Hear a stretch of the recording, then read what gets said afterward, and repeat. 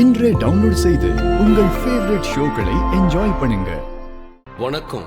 சித்தார்த்துக்கும் ராணிக்கும் சம்பந்தப்பட்ட ஒரு மூலப்பொருள் அதுல தான் இருக்கு. அது என்னது ஈசனே? 1000 வருஷங்களுக்கு முன்னாடி வாழ்ந்த வேடன் பார்த்திபன், சம்யுக்தா, அவங்கள பத்தி நீ தெரிஞ்சுக்கணும்னு அக்னி தேவன் உனக்கு காட்டிய அடையாளம் இது. அதுதான் இந்த வேட ரகசிய ஏடு. 1000 வருஷத்துக்கு முன்னால வாழ்ந்த அவங்களுக்கும் எங்களுக்கும் என்ன தொடர்பு இருக்கு ஈஸ்வரா?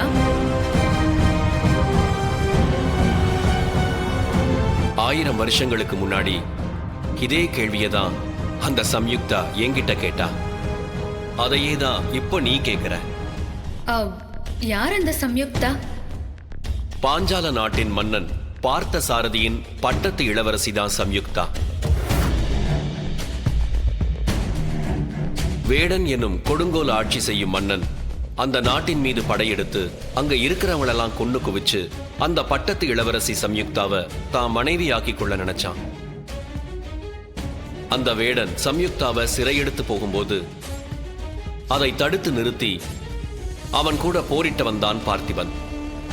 ஒரு கட்டத்துல பார்த்திபன் வேடனை ஜெயிச்சு சம்யுக்தாவை தான் கூட அழைச்சுக்கிட்டு போயிட்டான். அவங்க 2 பேரோட மனசும் ஒத்து போய் திருமணம் செஞ்சுக்கும் போது வேடன் படையெடுத்து வந்து பார்த்திபனை கொன்னு சம்யுக்தாவை தன்னோட அழைச்சுக்கிட்டு போய் சிறையில் அடைச்சிட்டான். சிறைக்குள்ளேயே இருந்த சம்யுக்தா அந்த வேடனோட மரணம் தன்னோட கையாலேயே தான் இருக்கணும்னு வைராகியத்தோட இருந்தா. சம்யுக்தாவோட பலமே தைரியம்.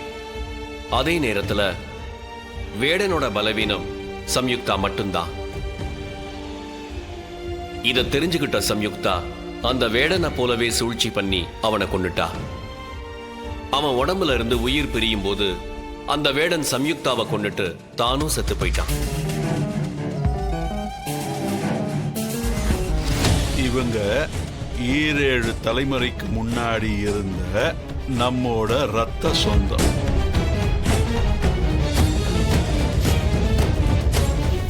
ஒரு தலைமுறை சராசரியா 60 வருஷம். அப்போ 7 தலைமுறைக்கு 480 வருஷம். 7 தலைமுறைனா கிட்டத்தட்ட 960 வருஷம். அதுக்கு முன்னாடி இருக்கிறத நாம சொல்லும்போது 14 தலைமுறைன்னு சொல்லுவோம். அந்த பரம்பரையில வந்தவன் தான் நான்.